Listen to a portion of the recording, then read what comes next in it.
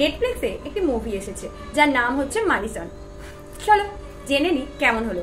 সানি টকের সঙ্গে সিনেমা জগতে হারিয়ে যাও আর ছোট্ট করে সবকিছু জেনে নাও। প্রথমেই চলো স্টোরিতে ঢুকে যায়।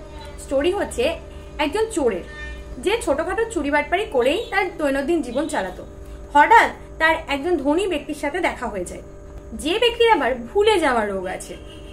তো তার সাথে দেখা হওয়াটাও একটা টুইস্ট। লোকটির সাথে থাকতে থাকতে চোর ব্যক্তিটি জানতে পারে যে লোকটির কাছে অনেক টাকা আছে। ব্যাস, চোরটি তাকে বাইক রাইডে নিয়ে যায় আর তারপর থেকেই যা কিছু হয় সেটা নিয়ে স্টোরিটা কন্টিনিউ হয়। ফার্স্ট হাফে তোমরা পাচ্ছ একদম সিম্পল একটা স্টোরি, একদম সাদা সিধে, আর তার সাথে থাকছে পরিস্থিতির ওপর বেস করে কিছু কমেডি এবং ভুলে যাওয়ার লোকটার ওপর বেস করেও বেশ কিছু ফানি মোমেন্ট। সেকেন্ড হাফে কি থাকছে এটা যদি একটা ওয়ার্ডও বার করি না, তোমাদের গোটা মুভিটা দেখার আনন্দটাই নষ্ট হয়ে যাবে।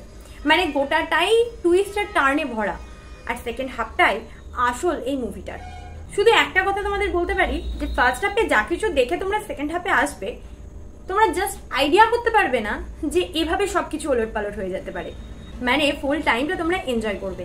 2.5 ঘন্টার মুভি, বাট তোমরা বুঝতেই পারবে না কি করে এক তুড়িতে শেষ হয়ে গেল। অন্যদিক থেকে এই মুভিটা দেখার পরে ফার্স্ট আমি ট্রেলারটা দেখতে গেলাম, কারণ আমার ট্রেলারটা সেই মুহূর্তে দেখা হয়ে ওঠেনি। ট্রেলারটা কার্ড যেভাবে করা হয়েছে, প্রেজেন্টেশন যেভাবে দেওয়া হয়েছে, যেভাবে সাসপেন্স ক্রিয়েট করা হয়েছে এবং যেভাবে সিম্পল প্রেজেন্টেশনের মধ্যে দিয়েও এত কিছু দেখানো হয়েছে, সিরিয়াসলি তোমরা চাইলেও এক বিন্দু কোনো রকম কোনো হিংস পাবে না যে স্টোরিটা এই লেভেলে যেতে চলেছে। এটার জন্য একটা হ্যাটস অফ জানাতেই হয় মেকার্সকে। মানে ছিল বেড়াল, বেরোলো বাঘ। ফাহাদ ফাসিলের সাথে আমরা অ্যাক্টিং করতে দেখতে পাচ্ছি আরো একজন সাদা সিধে শান্ত প্রকৃতির কমেডি করা একজন ব্যক্তিকে। কিন্তু ফাহাদ ফাসিল কিন্তু এখানে কোনো রকম লিড রোলে নেই, আছে কিন্তু সেই সাদা সিধে কমেডি করা লোকটি। ইন্টারভেলের পর যেন মুহূর্তে সবকিছু বদলে গেল। পুরো কমেডি সিচুয়েশনটা থ্রিলে ওলট পালট হয়ে গেল। কমেডি অ্যাক্টরকেও থ্রিলার ছবিতে যে কাজে লাগানো যায় সেটা কিন্তু মেকআপটা দেখিয়ে দিয়েছে ভাই। যে যে কমেডিগুলো দেখানো হয়েছে কোথাও ওয়ার্ক করেছে, কোথাও ওয়ার্ক করেনি।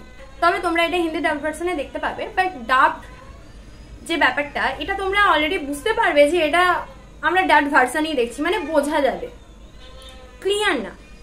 নেগেটিভিটি থাকলেও দুজনের যে কেমিস্ট্রি দেখানো হয়েছে সেটা দেখার পরে কোনো নেগেটিভ চিন্তা ভাবনাই মাথায় আসার চান্সই দেবে না। তাছাড়া অ্যাক্টিং, টুইট, সিচুয়েশন বেস যে কমেডি রয়েছে, টার্ন রয়েছে, বিশেষ করে লাস্টের দিকে যে টুইস্টটা রয়েছে, স্ক্রিন প্লে রয়েছে, স্ক্রিপ্ট রাইটিং, সবকিছু এতটা পারফেক্ট যে স্লোলি গোটা টুইস্টটা তোমাদের সামনে ওপেন হবে।